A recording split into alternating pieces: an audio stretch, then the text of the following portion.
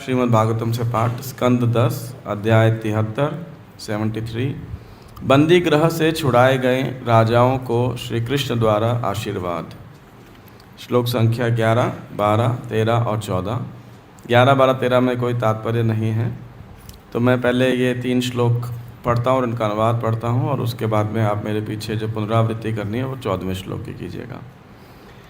मृगतृष्णां यथा बाला मन्यन्त उदकाशयम् एवं वैकारिकीं मायाम् अयुक्ता वस्तु चक्षते। जिस तरह बाल बुद्धि वाले लोग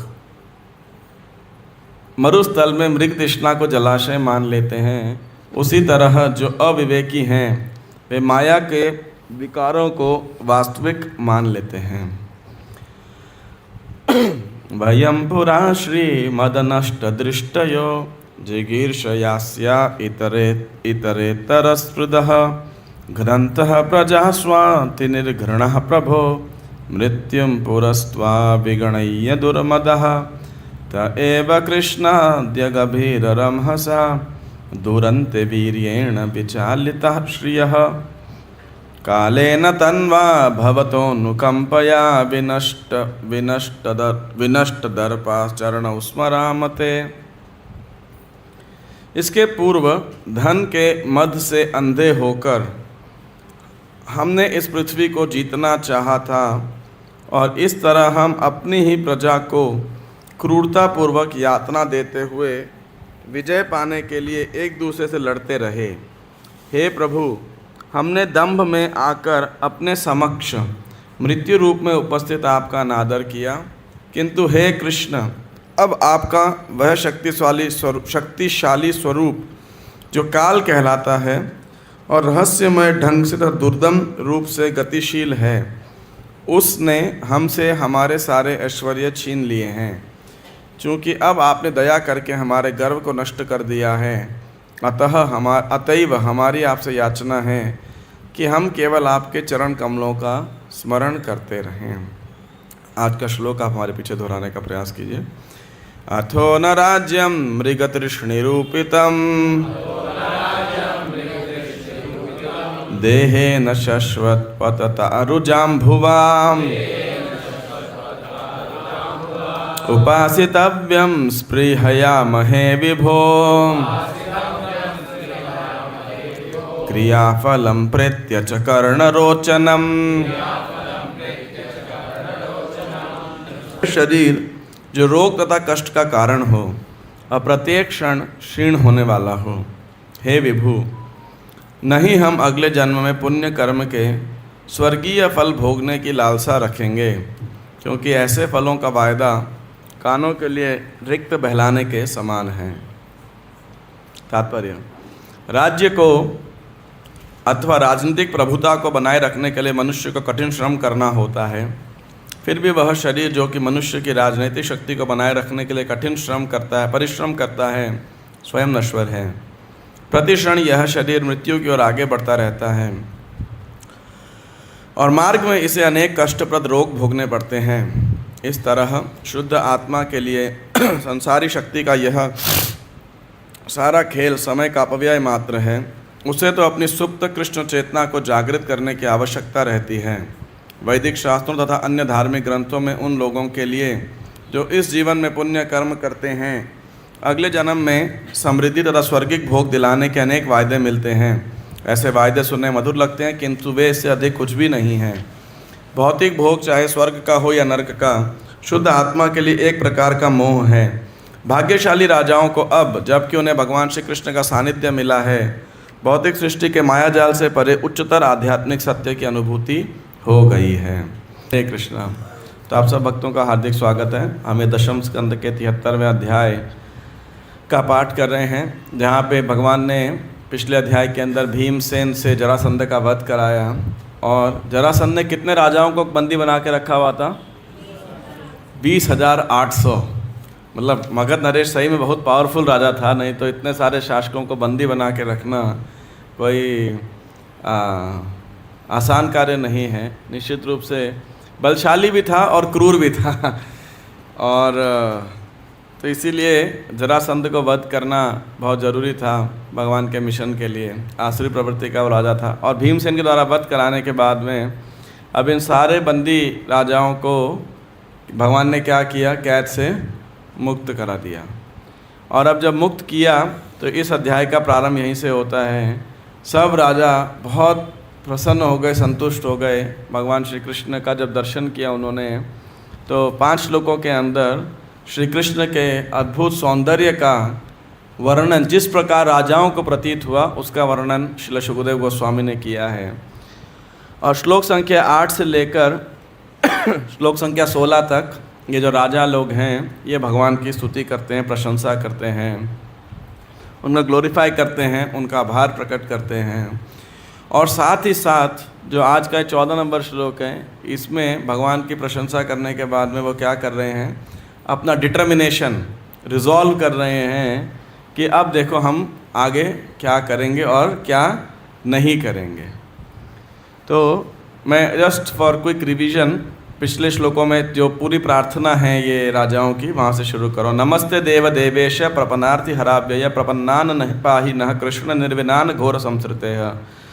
तो नमस्ते देव देवेश, हे सभी देवताओं के भी स्वामी, हे भक्तों के कष्टों को नष्ट करने वाले, हम आपको नमस्कार करते हैं। चूँकि हमने आपकी शरण ग्रहण की है, अतः हे अव्यय कृष्ण, कृपया हमें इस विकट भौतिक जीवन से बचाइए जिसने हमें इतना निराश बना दिया है।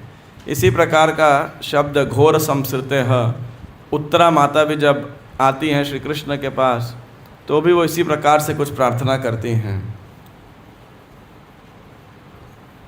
राम राम महाबाहो, इस प्रकार पाही पाही महायोगिनिया। तो इस प्रकार से वो प्रार्थना कर रहे हैं। आगे कह रहे हैं, अब ये राजा लोग, हालांकि मगधराज जरासंध ने उनको बंदी बनाया था, लेकिन क्या कह रहे हैं कि हम उसको दोष नहीं देते हैं, हम इस मगधराज को दोष नहीं देते, क्योंकि वास्तव में यह तो आपकी कृपा है कि हे प्रभु, सारे राजा अपने राजपद से नीचे गिरते हैं। तो वास्तविकता में देखा जाए, इन राजाओं को बहुत अच्छी अनुभूति हुई जेल में रह करके, और एक दृष्टिकोण से देखा जाए तो ये जेल में रहना उनकी आध्यात्मिक प्रगति के लिए बहुत अनुकूल हुआ, राइट। तो केवल यहाँ पे ये राजा लोग जेल से मुक्त नहीं हो रहे हैं, ऐसा नहीं they getting liberated from the jail, but वास्तविकता में इस भव सागर रूपी कारागृह से भी वो मुक्त हो जा रहे हैं। क्योंकि श्री कृष्ण का दर्शन करने के बाद, श्री कृष्ण की स्तुति करने के बाद में कोई भौतिक बंधन नहीं बच जाता है। सो दिस भगवान ने अगर देखा जाए तो उनको केवल कारागृह से, जेल से मुक्त नहीं कराया है, पर इस अद्भुत जेल, ये भौतिक जगत जिसमें कोई दीवार नहीं है, कोई चेन नहीं है, लेकिन कोई कैदी निकलना नहीं चाहता है। ये आश्चर्यजनक जेल है, prison without walls, without shackles, but no prisoner wants to escape. हर कैदी यहीं रहना चाहता है। क्यों रहना चाहता है, तो ये अगले श्लोक के अंदर बताया है। वो कह रहे हैं, अपने ऐश्वर्य तथा शासन शक्ति के मद से चूर राजा आत्म संयम खो देता है और अपना असली कल्याण प्राप्त नहीं कर सकता है। इस तरह आपकी माया शक्ति से मोहग्रस्त होकर वह अपनी क्षणिक संपदा को स्थायी मान बैठता है। तो राजा अपना व्यक्तिगत अनुभव बता रहे हैं। जैसे बोला जाता है कि power corrupts and absolute power corrupts absolutely, कि जब किसी के पास में नियंत्रण होता है, किसी प्रकार का शक्ति होती है, तो साधारणतया क्या देखा जाता है कि व्यक्ति उस सत्ता, शक्ति या बल के से अहंकारी हो जाता है, मदोन्मत्त हो जाता है, मदान्ध हो जाता है, और इसीलिए वो आत्मसंयम खो देता है। नॉर्मली एक जनरल टेंडेंसी, मैं एक प्रशिक्षित शासक की बात नहीं कर रहा हूँ, लेकिन एक साधारण व्यक्ति जब उसके पास कोई सत्ता आती है, कोई प्रभुत्व जमाने की शक्ति आती है, किसी प्रकार का नियंत्रण आता है, तो साधारणतया 2 बातें होती हैं। एक, उस ऐश्वर्य को या सुविधा को व्यक्ति अपने भोग के लिए इस्तेमाल करता है, और या फिर अज्ञानतावश या अपरिपक्वतावश वो अपने सबॉर्डिनेट्स, आश्रित जनों का क्या करता है, शोषण करता है। जैसे हम लोग कॉलेज में जब गए थे, तो जब फर्स्ट ईयर में स्टूडेंट आता है तो second year third year second year वाले क्या करते हैं? उसको हेल्प करते हैं या रैगिंग करते हैं? क्यों? अब उनके पास एक शक्ति है, तो अपने से कमज़ोर वाले को क्या करो? उसका शोषण करो, उसको प्रताड़ित करो। ये स्वाभाविक टेंडेंसी होती है।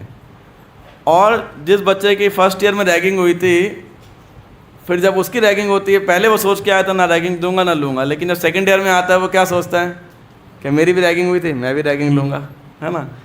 तो थोड़ा भी प्रभुत्व, या मतलब प्रभुत्व तो नहीं सही वर्ड है, लेकिन कोई ऐश्वर्य आता है, शासन शक्ति या कोई थोड़ा कंट्रोल आता है, तो सामान्यतया यही देखा जाता है कि व्यक्ति मदान्ध हो जाता है, सामान्यतया। और आध्यात्मिक दृष्टि से देखा जाए इसका परिणाम क्या होता है? व्यक्ति अपने आप को नियंता मान बैठता है। और विशेषकर जो राजा होते हैं, भगवत गीता में श्री कृष्ण क्षत्रिय जो गुण बताते हैं 18वें अध्याय के अंदर, उसमें एक गुण क्या है? ईश्वर भावश्च। ईश्वर भाव स्वाभाविक को क्षत्रिय होगा, कोई राजा होगा तो उसके अंदर एक नियंत्रण की भावना, कंट्रोल की भावना होती है, और ये क्षत्रिय स्वभाव है। इट इज़ नॉट अ कर्स, ये कोई फॉल्ट नहीं है, ये स्वभाव है ना? ये क्षत्रियों का स्वभाव है। जिस प्रकार भीमसेन, मुझे याद नहीं जरासंध वाले अध्याय में उन्होंने बोला है नहीं बोला, लेकिन एक समय कुछ तो युद्ध की वार्तालाप हो रही थी, तो भीमसेन थोड़ा चुप बैठे थे, बोले नहीं थे। नॉर्मली तो वो एकदम उग्र होकर के सीधा मरने मारने की बात किया करते थे। तो श्री कृष्ण ने उनको थोड़ा सा ताना मारा, एक मजाक किया, मतलब ताना मारने का अर्थ है कि आज भीमसेन को क्या हुआ, उकसाया जैसे भीमसेन को। तो दोनों बाजू उठा करके भीमसेन क्या कहते हैं कि ये देवता और दानव सारे इकट्ठे भी आ जाएं तो ये दुर्योधन और उसकी पार्टी को इन दो भुजाओं से बचा नहीं सकते हैं। तो ऐसे कहने का भाव है कि क्षत्रिय स्वभाव होता है ईश्वर भाव जो है। तो लेकिन इस ईश्वर भाव का प्रॉब्लम क्या है कि वो असली ईश्वर को भूल जाता है व्यक्ति, ये एक टेंडेंसी है। यदि वो ईश्वर के प्रतिनिधित्व में, प्रतिनिधि के रूप में कार्य करें तो वो क्षत्रिय शासन उचित है। लेकिन जब वो ईश्वर का प्रतिनिधि ना बनने के बजाय स्वयं ईश्वर बनना शुरू हो जाए, बनने लग जाए, तो यहाँ पे जा कर के वो मदान्ध हो जाता है। तो अब आज के श्लोकों से कह रहे हैं, अब मदान्ध व्यक्ति यानी जो कि अहंकार से अंधा है। अंधे व्यक्ति को क्या होता है?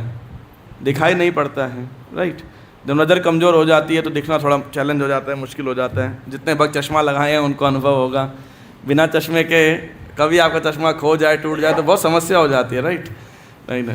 तो ऐसे ही मान लीजिए आपके आँखों में ऐसा अहंकार का चश्मा लगा है तो क्या दिखाई पड़ेगा? भाई सारी दुनिया में आप ही सर्वश्रेष्ठ हो, है कि नहीं? तो ये वैसा चश्मा है। तो इस दृष्टि, इस चश्मे से क्या दृष्टिकोण हो जाता है? मृग तृष्णाम, टेस्ट नंबर 11 लगा सकते हो? मृग तृष्णाम यथा बाला मन्यंत उदकाशयम, उदक आशयम, जल का आगार, जल का सरोवर या मतलब क्या बोलेंगे, स्रोत। तो जैसे कोई बाला, यथा बाला बच्चे होते हैं रेगिस्तान में, मृग तृष्णा जो मिराज बोला जाता है, तो दूर से दिखता है तो क्या समझ बैठते हैं उसे कि ये जल का स्रोत है, जल का सरोवर है या जल है। एवं वैकारिकीम मायाम अयुक्ता वस्तु चक्षते। तो लेकिन वास्तविकता में क्या है? वो जल नहीं है, वो केवल रेत में दिखने वाला एक इल्यूजन है। उसी प्रकार अहंकार के वशीभूत हो करके व्यक्ति क्या करता है? जो अविवेकी लोग हैं, मायाम अयुक्ता, जिनके अंदर विवेक नहीं है, इंद्रिय कंट्रोल नहीं है, यानी जो अहंकार से अंधे हो चुके हैं, उन्हें क्या दिखाई पड़ता है? मायाम अयुक्ता वस्तु चक्षते। उन्हें ये जो मायाम वैकारिकीम, जो माया के विकार हैं, ये तीनों गुणों के जो कॉम्बिनेशन है, ये क्या दिखाई पड़ता है उन्हें कि ये असली है। और मैं 2-4 उदाहरण दूंगा चर्चा के अंदर, तो हम सब भी देख पाएंगे कि इस दुनिया को देखने के कम से कम 3 पहलू हैं, है ना। एक तीनों गुणों के प्रभाव से, एक शास्त्र चक्षु से, और तीसरा भगवान के दृष्टिकोण से। तो मैं आने वाले समय के अंदर इसकी चर्चा करूंगा towards the middle of the discussion. तो ये माया के विकारों को वो लोग क्या है, वास्तविक मान लेते हैं। अच्छा, कौन लोग मान लेते हैं? ये राजा से थर्ड पर्सन में कह रहे हैं, लेकिन 12 और 13 नंबर श्लोक में क्या बोलेंगे?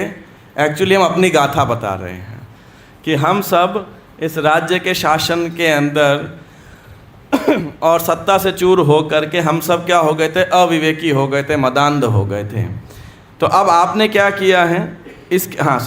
इसके पूर्व धन के मद से अंधे होकर हमने इस पृथ्वी को जीतना चाहा और इस तरह हम अपनी ही प्रजा को क्रूरतापूर्वक यातना देते हुए विजय पाने के लिए एक दूसरे से लड़ते रहे। तो क्या होता था? मैं अपना राज्य की सीमा बढ़ाऊंगा, अपना ऐश्वर्य बढ़ाऊंगा, तो एक राज्य दूसरे पर आक्रमण करता है।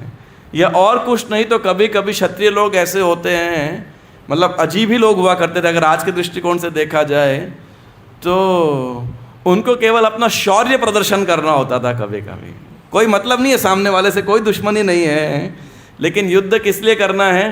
जैसे लड़ाई करते ना, चल भाई 2 लोग कुश्ती लड़ रहे, किस में ज़्यादा, बच्चे में लड़ाई करते ना कि भाई देख मैं तेरे को गिरा दूंगा। ऐसे ही जैसे महाभारत के युद्ध में जो रुक्मी था, 2 इसमें लगभग जितने प्रसिद्ध महान राजा थे, सबने क्षत्रिय थे, राजा थे, पार्टिसिपेट किया था। प्रभुपाद इसको कहते हैं कई बार द वर्ल्ड वॉर, इस तरीके से प्रभुपाद जी आज की आधुनिक टर्म यूज़ करते हैं। तो उसके अंदर 2 राजाओं ने 2 महान क्षत्रियों ने, जो कि बड़े प्रभाव चलते, पार्टिसिपेट नहीं किया था। एक कौन था? बलराम जी चले गए तीर्थ यात्रा के अंदर, बोले दोनों ही अपने सगे संबंधी हैं, क्या ही करेंगे, चले जाते हैं। दूसरा कौन था? रुक्मी। तो अब रुक्मी बोला युद्ध हो रहा है और मैं पार्टिसिपेट नहीं कर रहा, ऐसे कैसे होगा?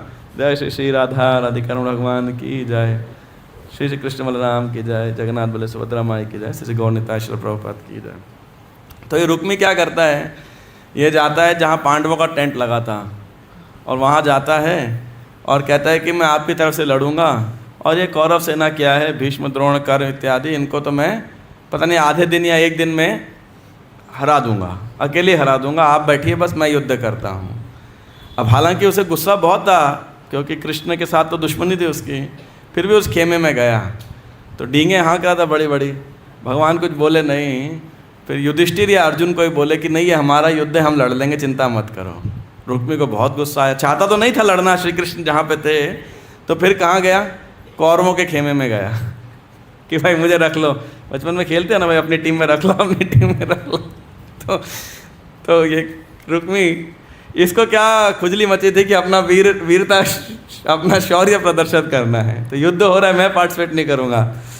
तो फिर वो कौरवों के खेमे में गया और वहाँ जाके डींगे हाँकने लगा भीष्म पितामह द्रोणाचार्य के सामने कि मैं आपकी तरफ से युद्ध करूँगा और पांडवों को तो आधे दिन एक दिन के अंदर समाप्त कर दूंगा, पूरी पांडव सेना को। दुर्योधन वगैरह ने भी हाथ जोड़ लिए, कह रहे हमारा युद्ध हम लड़ लेंगे, आप जाओ यहाँ से। तो ऐसे ऐसे क्षत्रिय लोग होते थे, ये कभी कभी इतने ज़्यादा अपने पराक्रम से, शौर्य से अंधे रहा करते थे, है ना, बार बार। तो कह रहे हैं आपस में लड़ते रहेंगे। अब देखो रुक्मी लड़ने आएगा तो क्या होगा? चलो रुक्मी को शौर्य प्रदर्शन करना है, लेकिन मरेगा कौन? जो बेचारे बेमतलब में जो सैनिक लड़ने के लिए आएंगे, रथी महारथी, घोड़े मारे जाएंगे, और केवल किस लिए? इस बेचारे रुक्मी के शौर्य को, इसको खिताब दिलाने के लिए कि भाई तू विजयी प्रतापी राजा है। तो ऐसे ये राजा कह रहे हैं कि हम क्रूरतापूर्वक विजय पाने के लिए एक दूसरे लड़ते रहे। हे प्रभु, हमने दंभ में आकर अपने समक्ष मृत्यु रूप में उपस्थित आपका अनादर किया। सो भी इस लाइन का मुझे कोई तात्पर्य दिया नहीं हुआ, तो I did not understand well कि हमने भगवान मृत्यु रूप में उपस्थित आपका अनादर किया, means may be we did not care for the life. किंतु हे कृष्णा, बाप का वह शक्तिशाली स्वरूप जो काल कहलाता है और रहस्यमय ढंग से तथा दुर्दम रूप से गतिशील है, उसने हमारे सारे ऐश्वर्य छीन लिए हैं। या इसका भाव जो मुझे समझ में आता है वो ये है कि जब हमारे पास में ऐश्वर्य था तब हमने आपका सम्मान नहीं किया, या ये नहीं स्वीकार किया कि ये आपके द्वारा दिया गया है ना, हम उसमें मदांध हो गए। लेकिन अब क्या हो गया? वही काल चक्र घूम गया। तो क्या हुआ? दिन है, फिर रात है, रात के बाद दोबारा दिन है। Everything is temporary. कल हम बड़े ऐश्वर्यशाली थे, आज क्या है? जेल में बंदी बने हुए हैं। कल हम किसी और को पकड़ में जेल में डालते थे पकड़ के, आज हमें खुद जेल में डाल दिया गया है। सारे ऐश्वर्य छीन लिए हैं, शारीरिक कांति चली गई है। तो ये आपकी दया है हमारे ऊपर कि आपने हमारे उस गर्व को, अहंकार को क्या कर दिया है? नष्ट कर दिया है। अतएव हमारी आपसे याचना है कि हम आपके हम केवल आपके चरण कमलों का स्मरण करते रहें। तो ये अब जो राजा लोग हैं ये प्रार्थना कर रहे हैं, अब हम एक ही चीज़ आपसे चाहते हैं कि आपके चरण कमलों का जो स्मरण है वो हमारे बुद्धि से, चेतना से कभी दूर ना हो। अब आज का जो श्लोक है, अथो न राज्यम मृगतृष्ण निरूपितम देहे न शश्वत पतता रुजाम भुवा। तो अब दोबारा इसी एग्जाम्पल को दे रहे हैं, मृगतृष्ण निरूपितम, कि ये जो राज्य इत्यादि भौतिक ऐश्वर्य है ये क्या है, उस मृग तृष्णा के समान है, मिराज के समान है। लेकिन यहाँ पे जो मृग तृष्णा के समान है, यानी मृग तृष्णा क्या होती है, आप पास जाते हैं तो क्या लगता है, बस वहाँ पहुँच गए तो क्या लगता है, थोड़ी सी दूर और है, थोड़ी दूर और है, थोड़ी दूर और है। और व्यक्ति ऐसे आगे बढ़ते बढ़ते वो जो पशु होते हैं क्या हो जाते हैं, उस गर्मी के अंदर, वहीं रेत के अंदर प्राण त्याग देते हैं। तो उसी प्रकार ये जो भौतिक सुख है ये उस मृग तृष्णा के समान है।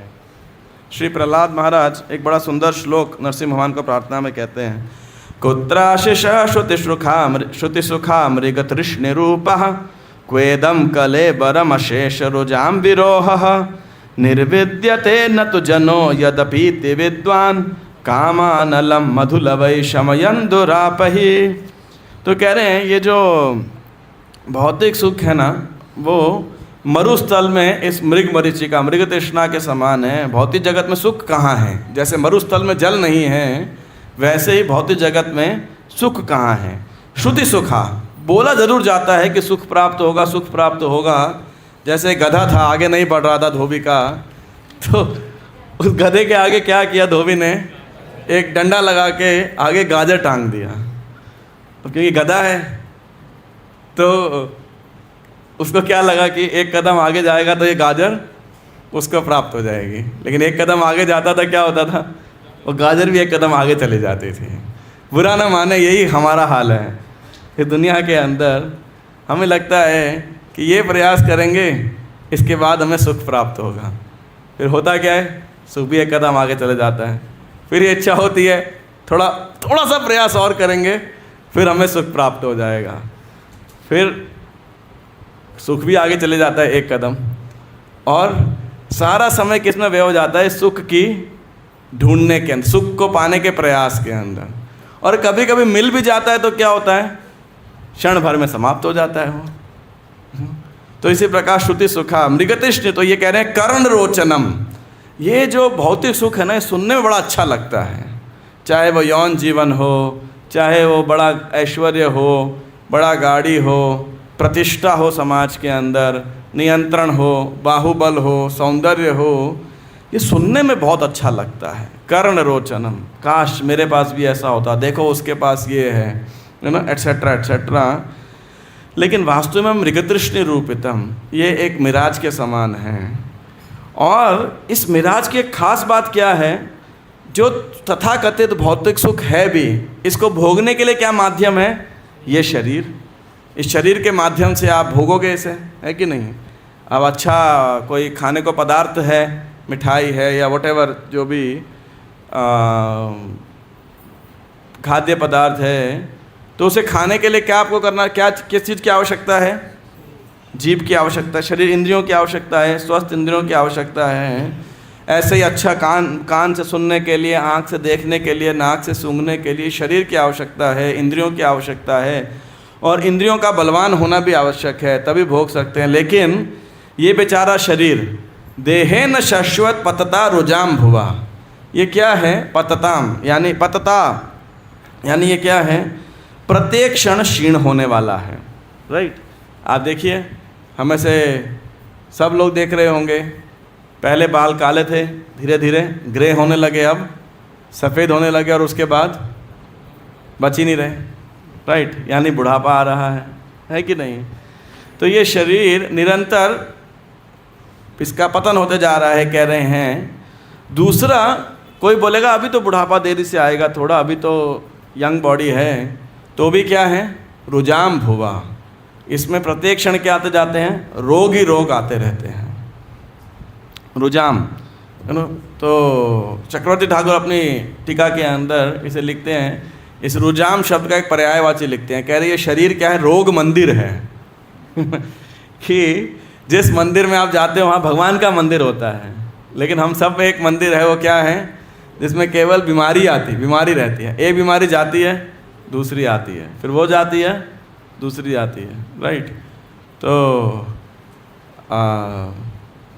जो है, जैसे हम एक डॉक्टर से मिले थे अभी कुछ दिन पहले ही, तो मैंने पूछा आप कैसे हो, कह रहे ठीक है। तो उन्होंने मेरे से पूछा, मैंने कहा अच्छा कि आपसे मुलाकात हुई लेकिन मंदिर में हुई, आपकी क्लिनिक में मुलाकात नहीं होनी चाहिए। कह रहे हाँ। फिर मैंने उनको बोला आपका जॉब बड़ा थैंकलेस जॉब है।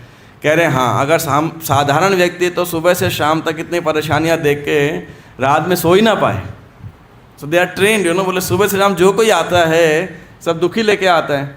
हम में से कितने लोग हैं जो डॉक्टर को धन्यवाद देने जाते हैं, हाँ जी भाई ठीक हो गए, क्या बोलते हैं, अच्छा हुआ पिंड छूटा डॉक्टर से, an apple a day keeps doctor away, है कि नहीं। तो सबको रोग से दूर रहना चाहता है, लेकिन इस शरीर में आप देखेंगे रोग का मंदिर है ये।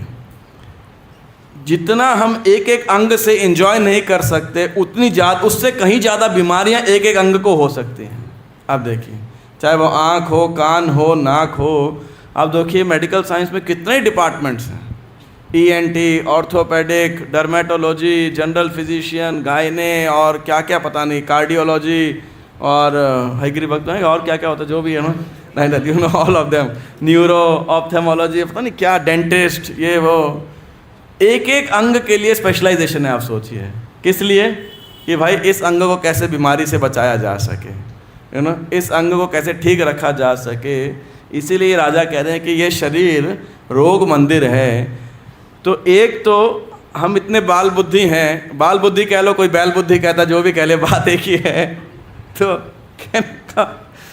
एक तो हम इस संसार की मृग तृष्णा में लगे हुए हैं, और उसके बाद में इतने ज़्यादा बेवकूफ़ हैं कि उस शरीर से भोगने की चेष्टा कर रहे हैं जो शरीर खुद ही बेचारा इतना अस्वस्थ है, रोग मंदिर है, राइट। उपासितव्यम, तो क्यों कर रहे हैं, क्योंकि हमारे इस भौतिक जगत में भोगने की इच्छा है।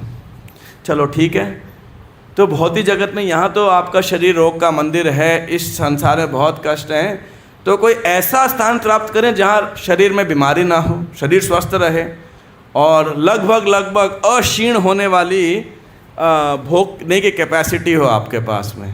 तो क्या स्वर्ग लोक का सुख चाहोगे, वहाँ ना बुढ़ापा आता है ना बीमारी आती है, वो ले लीजिए। चलो पृथ्वी लोक का सुख नहीं चाहिए, तो कह रहे हैं उपासितव्यम स्पृहयामहे विभु, कि अब हमारी स्पृहाम है, हमारी स्पृहा है, इच्छा इच्छित नहीं है, किसके लिए, प्रेत्य, क्रिया फलम प्रेत्य। प्रेत्य मतलब अगले जन्म के अंदर, यानी अभी हम कुछ कर्म करेंगे, क्रिया करेंगे, कर्मकांड इत्यादि करेंगे, जिसका फल हमें अगले जन्म में प्राप्त होगा। किस रूप में, लोग बोलते हैं ना क्या, जन्नत ना, कितने 72 हुर 72 समथिंग लाइक दैट, तो स्वर्ग प्राप्त होगा या एंजॉयमेंट प्राप्त होगा, ऐसे लोगों में इच्छा रहती है। तो ये राजा कह रहे हैं नहीं, ना तो हमें इस जगत में सुख चाहिए और ना स्वर्ग इत्यादि का ऊंचे लोगों का सुख चाहिए, क्योंकि चाहे स्वर्ग में भी जाओ वहाँ भी बहुत टेंशन है, आए दिन असुरों का अटैक होते रहता है, वहाँ भी पोस्ट पोजीशन के लिए टेंशन है, तो हमें उधर भी नहीं जाना है। तो जो राजा लोग थे, ये वास्तविकता में देखा जाए एक तरीके देखा जाए सेल्फ रियलाइज्ड पूरी तरीके से हो चुके थे, और भगवान से बहुत सुंदर प्रार्थना करते हैं और कह रहे हैं कि ऐसे जो प्रस्ताव हैं कि आप ये करोगे अगले जन्म में आपको ये फल प्राप्त होगा, ये सब क्या है, सुनने में बहुत अच्छे लगते हैं, कर्ण रोचनम, लेकिन ये वास्तविकता में रोचनम नहीं है। ये केवल एक मेंटल स्पेकुलेशन है। डिस्कशन के समय अच्छा लगता है, हाँ जी भाई इतना पैसा इन्वेस्ट करेंगे, इतना रिटर्न प्राप्त होगा, फिर ये घर मिलेगा। जैसे एक वो दूध वाली ग्वालिन थी, तो वो सपना देख रही थी, नींद, सपना क्या देख रही थी, ऐसे हाँ सपना ही देख रही थी, उसका पास में उसका मटका जो घड़ा होता है मिट्टी का, जिसमें दूध लेके जाते थे, रखा था। तो वो सोच रही थी कि मैं गाय का दूध निकाल रही हूँ अभी, फिर इसे बेचने जाऊँगी और फिर उससे मुझे मुनाफा प्राप्त होगा, फिर मैं एक गाय और ख़रीदूँगी, फिर दूध दुगना हो जाएगा, फिर ऐसे करके मेरे पास 10 गाय होगी, फिर दूध इतना सारा होगा, इतना मुनाफा होगा, फिर मेरा विवाह होगा, शादी होगी, फिर मैं आराम से बैठूँगी, पति से काम कराऊँगी, और मेरा कहना नहीं सुनेगा तो मैं उसे लात मारूँगी। तो सपने में ऐसा सोच रही थी और लात मारी तो क्या हुआ, वो जो घड़ा रखा था वो जाके टूट गया, बेचारे एक घड़ा था और वो भी टूट गया। तो सुनने में सब अच्छा लगता है कि ऐसा होगा, ऐसे करेंगे, वैसा करेंगे, लेकिन होता कुछ नहीं है ना। होता ये रोग मंदिर है, दुखों का मंदिर, दुखालयम शाश्वतम, केवल दुखी दुख रहता है। तो इस प्रकार ये राजा लोग कह रहे हैं कि हम केवल क्या चाहते हैं, आपके चरण कमल हमसे कभी भी दूर ना हो। तो प्रभुपाद जी तात्पर्य बता रहे हैं कि राज्य को अथवा राजनीतिक प्रभुता को बनाए रखने के लिए मनुष्य को कठिन श्रम करना होता है। आप देखिए कितना अभी तो भारत में एकदम माहौल गर्म था चुनाव का, कितना सब राजनीतिक दल कितना ही मेहनत कर रहे थे, हर तरीके का जो मर्जी तिकड़म लगानी हो, श्रम करना हो, लोगों कैनवैस करना हो, है ना, और जो भी करना हो, तो राजनीतिक प्रभुता बनाने के लिए बड़ा कठिन परिश्रम करना पड़ता है। आश्चर्य की बात है वो राजनेता स्वयं नश्वर है। कुर्सी तो नश्वर है ही है, टेम्पररी है, लेकिन वो राजनेता स्वयं भी नश्वर है। प्रतिक्षण यह शरीर मृत्यु की ओर आगे बढ़ता रहता है और मार्ग में से अनेक कष्टप्रद रोग भोगने पड़ते हैं। इस तरह शुद्ध आत्मा के लिए संसारी शक्ति का यह सारा खेल समय का अपव्यय मात्र है। उसे तो अपनी सुप्त कृष्ण चेतना को जागृत करने की आवश्यकता रहती है। तो मैं दो बातें कह के और फिर अगर समय बचेगा तो एक भजन गाएंगे। पहली बात कि ये संसार अगर छलावा है तो कैसे हम अपनी सुप्त कृष्ण भावना को जागृत करें। प्रभुपाद जी लिख रहे हैं कैसे इस कृष्ण भावना को जागृत करें। सुप्त कृष्ण भावना जागृत करना सरल है या मुश्किल है? हाँ जी, सरल है मुश्किल है? कितने लोग कहते हो सरल है? एक। कितने लोग कहते हैं मुश्किल है? तो ऑफ कोर्स प्रभुपाद जी कहते हैं the process is simple but the execution या जो डिटर्मिनेशन इज डिफिकल्ट। इस प्रकार से प्रभुपाद जी कहते हैं कि प्रोसेस तो बहुत सरल है, लेकिन इस सरल प्रोसेस को करना थोड़ा मुश्किल लगता है, दुर्गम लगता है। तो अब अगर हम एक अपने मेंटल स्विच को थोड़ा चेंज करें बेसिकली, कि आप देखिए सुबह से शाम तक, शाम से रात तक, रात से सुबह तक 24 घंटे में हमारा अगर ऑब्जेक्ट ऑफ मेडिटेशन या ऑब्जेक्ट ऑफ सर्विस देखें, सबसे ज़्यादा क्या रहता है? हमारा अपना ये शरीर, राइट।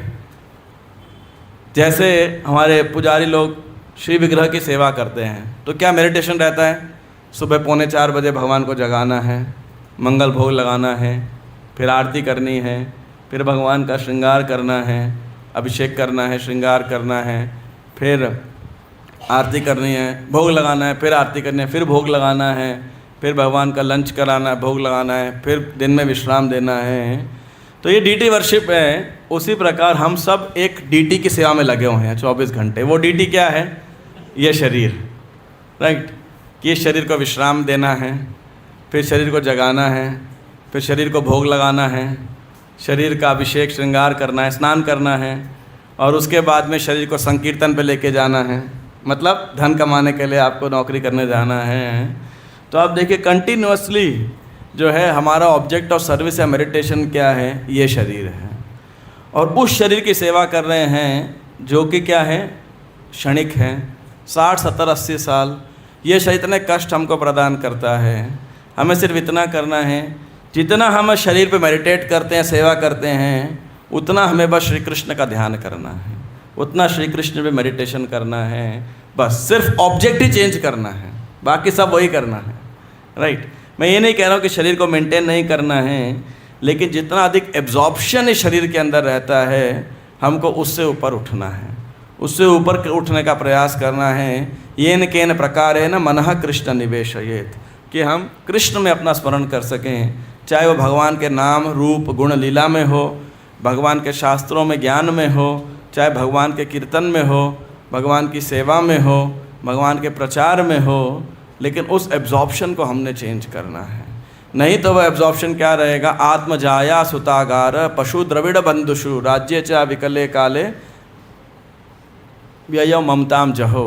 एक शब्द में भूल गया कि महाराज परीक्षित जब सुखदेव गोस्वामी को श्रवण करने आए थे तो क्या क्या त्याग करके आए थे?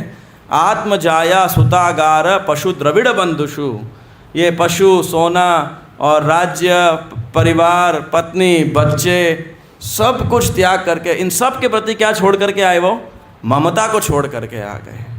खाली इनको छोड़ा नहीं, इनके प्रति जो होने सूक्ष्म ममता है उसको भी छोड़ करके अपने अंतिम 7 दिनों के अंदर सुखदेव गोस्वामी से श्रवण करने के लिए जो है सुखदेव गोस्वामी का संग प्राप्त करने के लिए आए।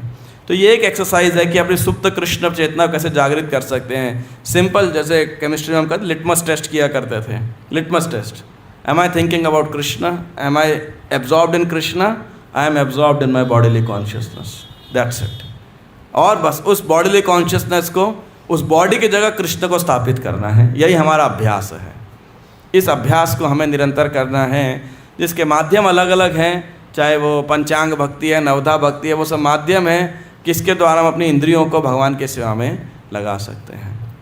दूसरा भाग, इस दुनिया को देखने का दृष्टिकोण। जैसा मैं कह रहा था, प्रभुपाद जी कह रहे थे जो बच्चे हैं वो मृग तृष्णा को देखते हैं, तो ऐसे ही इस संसार के अंदर जो अज्ञानी हैं, अविवेकी हैं, वो कैसे देखते हैं दृष्टि इस दुनिया को लगभग सत्य के समान, कि दुनिया में जो हो रहा है वही सत्य है या मे भी परम सत्य है। 2009 या 10, I am not sure, there was a year, 8 या 9 ऐसे कुछ साल था, तो एक कंपनी हुआ करती सत्यम कंप्यूटर समथिंग राइट। अभी वो company I think it's no more. तो वो साल में 2008 या 9 के अंदर ये सत्यम कंपनी बैंकरप्ट हो गई थी।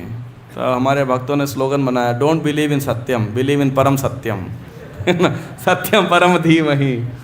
तो इस दुनिया में लोग ज़्यादातर क्या करते हैं, अपने आसपास होने वाली घटनाओं को ऐसा गंभीरता से ले लेते हैं जैसे यही परम सत्य है ना। तो ये है अविवेकी लोगों का, अज्ञानी लोगों का दृष्टिकोण, एक सामान्य जन का दृष्टिकोण जो कि देहात्म चेतना के अंदर फंसा हुआ है। इसने मुझे ऐसा कहा, उसने ऐसा किया, ये ऐसा क्यों करता है, ये ऐसे करेंगे तो वैसे ठीक हो जाएगा, ये ऐसा है वैसा है, इन सभी में उलझे रहते हैं सुबह से रात तक, रात से सुबह तक। ग्राम्य कथा जिसे बोलते हैं, यही उनके ऑब्जेक्ट ऑफ मेडिटेशन होता है। इससे कहीं ऊपर शास्त्र चक्षुषा कह सकते हैं, या अच्छा सॉरी, इसके ये फर्स्ट और थर्ड स्टेज क्या है, सबसे टॉप मोस्ट ये है कि ये सृष्टि क्या है, भगवान का इंजॉयमेंट के लिए है। दूसरे स्कंद में सूत गोस्वामी कहते हैं कि ये जो सृष्टि है ये क्या है, ये भगवान का प्लेग्राउंड है ना। कि जिस प्रकार से कोई बच्चा होता है अपने गेम सेट करता है ना, उसमें सारी जितने गोटियाँ प्यादे मोहरे सब होते हैं वो सेट करता है, खेलता है, और जब उसको मन नहीं करता है क्या करता है, वाइंड अप कर देता है, राइट। तो उसी प्रकार से अब हमें लग सकता है कि इस गेम में हम क्या हैं, हम वो खेलने वाले हैं, लेकिन वास्तविकता में हम वो गोटियां हैं जो भगवान के एंजॉयमेंट के लिए है वास्तविकता के अंदर। तो ये जो सृष्टि है, ये जो क्रिएशन है, ये क्या है, भगवान के एंजॉयमेंट के लिए है। और ये सृष्टि में भगवान है, इस सृष्टि के पहले भगवान थे, सृष्टि के बाद में भी जो है भगवान है। ये सृष्टि उन्हीं से निकली है, उन्हीं की वजह से ये कार्यान्वित है। अंडांतरस्त परमाणु चयांतरस्तम। तो इसीलिए जो शुद्ध भक्त की दृष्टि क्या होती है, स्थावर जंगम देखे ना देखे तार मूर्ति सर्वत्र होए तार इष्ट देव स्फूर्ति। तो जो एक शुद्ध भक्त है वो इस पूरी प्रकृति को, पूरी सृष्टि के हर कण को, अपने शरीर को, हर वस्तु को क्या सोचता है कि ये भगवान की है और इसे कैसे भगवान की सेवा में लगाया जाए। इसलिए प्रभुपाद जी ने क्या कहा, यूटिलिटी इज़ द प्रिंसिपल, उपयोगिता ही सिद्धांत है।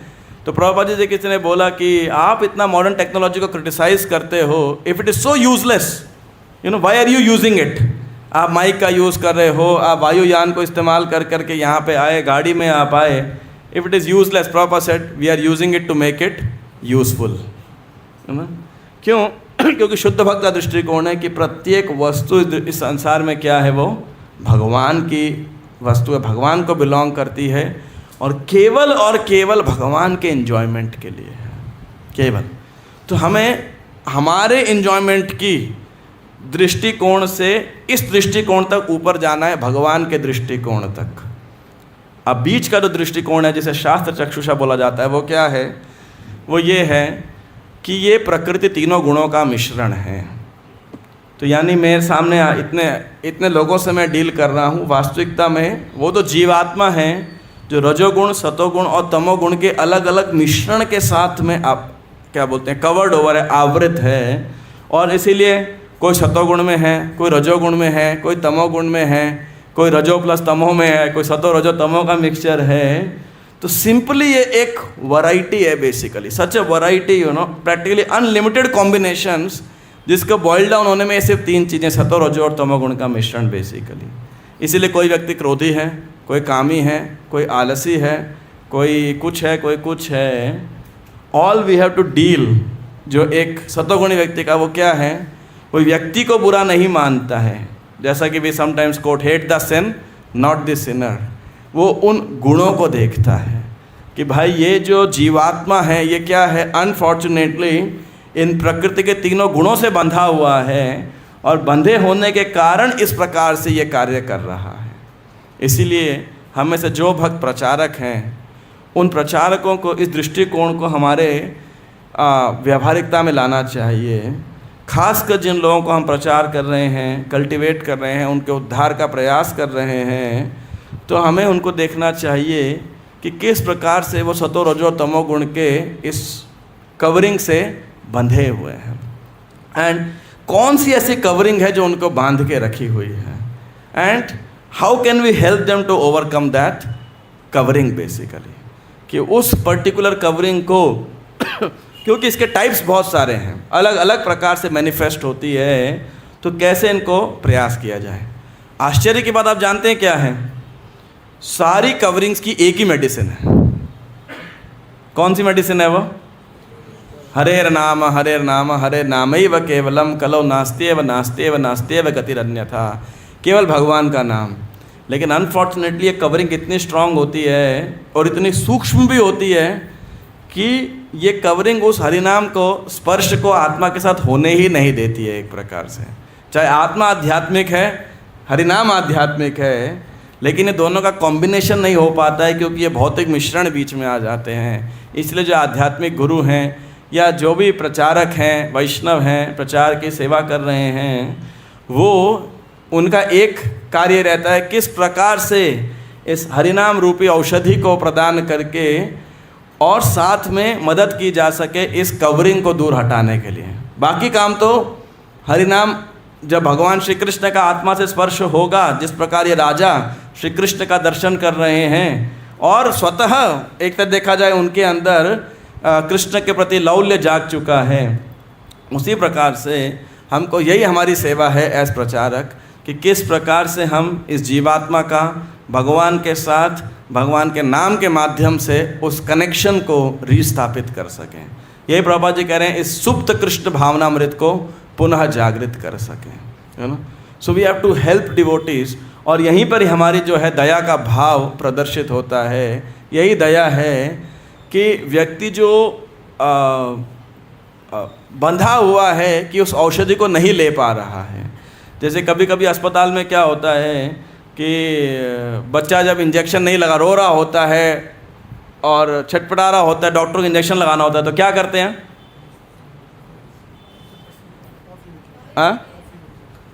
उसको कहीं डाइवर्ट कर देते हैं, या कभी कभी ज़्यादा शोर मचाता है तो पकड़ते हैं और ज़बरदस्ती घुसाना पड़ता है ना। तो कई तरीके की तिकड़म भिड़ानी पड़ती है उसको। तो उसी प्रकार से जो है प्रभुपाद जी कहते हैं आदि लीला के चैतन्य चरम 7वें अध्याय के अंदर जो पंच तत्व के बारे में, कि जो आचार्य हैं उनको देश काल पात्र के अनुसार उसी कृष्ण भक्ति को प्रचार प्रसारित करने के लिए क्या करने पड़ते हैं, या लोगों को प्रेजेंट करने के लिए नए नए तरीके निकालने पड़ते हैं बेसिकली। यानी हमारा सब्सटेंस तो वही है, लेकिन उसको पैकेज इस प्रकार से करना पड़ता है। तो इसीलिए ताकि उस जीवात्मा का परमात्मा के साथ कनेक्शन हो सके। तो संक्षेप में, सार रूप में हमने चर्चा की कि ये जो राजा हैं कह रहे हैं कि ये भौतिक जगत मृग तृष्णा के समान है। अज्ञानी लोग इस मृग तृष्णा को जो है सत्य मान लेते हैं। और आज के श्लोक जो चर्चा की उसमें इवन इस मृग तृष्णा तो एक है, और दूसरा जिससे उसको भोग करना है उस मृग तृष्णा को, वो भी क्या है? वो शरीर भी एक रोग मंदिर है, क्षीण होते जाता है। और इसलिए राजा कह रहे हैं कि ना हमें ये राज्य चाहिए, इसकी इच्छा है, प्रिय है, और ना स्वर्ग के राज्य की इच्छा है। हमारी एकमात्र इच्छा क्या है कि हम आपके चरण कमल हमारे निरंतर ध्यान का केंद्र बने रहें। और भगवान श्री कृष्ण की प्रार्थनाओं से बड़े प्रसन्न होते हैं, बड़ा सुंदर उपदेश देते हैं और उसके बाद उन्हें आशीर्वाद देते हैं और अपने अपने राज्य में भेज देते हैं, दोबारा राजा के रूप में स्थापित करके, और बोलते हैं अपनी प्रजा का, मेरे को ध्यान रखते हुए अपनी प्रजा का क्या कहते हैं, पालन कीजिए, मतलब रूल कीजिए या जो है वो आप करिए। और तो इससे भी एक और बात पता लगती है, देखिए भगवान का दर्शन प्राप्त करने के बाद भी इन्होंने अपना जो ड्यूटी थी, उनकी सामाजिक उनका कर्तव्य था, उसको कृष्ण भावना भावित रूप से करना इम्पॉर्टेंट है, उसको त्यागना इतना इम्पॉर्टेंट नहीं है। So doing it in a Krishna conscious way.